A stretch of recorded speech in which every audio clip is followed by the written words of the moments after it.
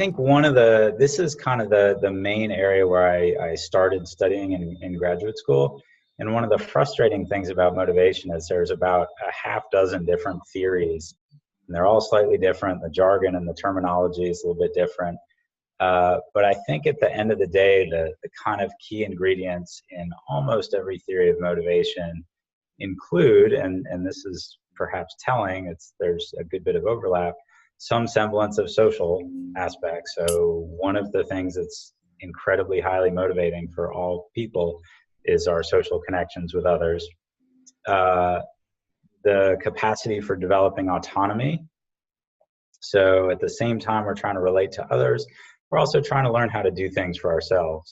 And so developing skills and ways of managing situations for ourselves is super important, and we're intrinsically motivated to do that for our whole lives. Sorry, easy way to think about it is sort of ABC. So autonomy, belongingness, those are the two we've covered, and competence is another big one.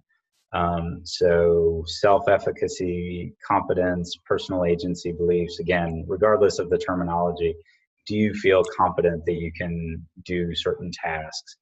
And that's, again, a key ingredient in almost all theories of motivation. A couple others that I would sort of add into the mix is some sort of energizing force. So some people talk about it as emotion, and obviously something like anger is a hugely motivating force, not necessarily in super productive ways, but but it is motivating.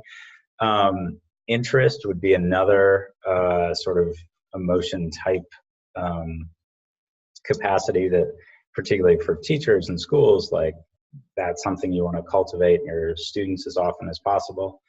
And then in addition to emotion, the last kind of key ingredient I might mention would be goals. So you want to direct your behavior somewhere. And so a lot of different theories of motivation talk about where you're directing your energies and your focus.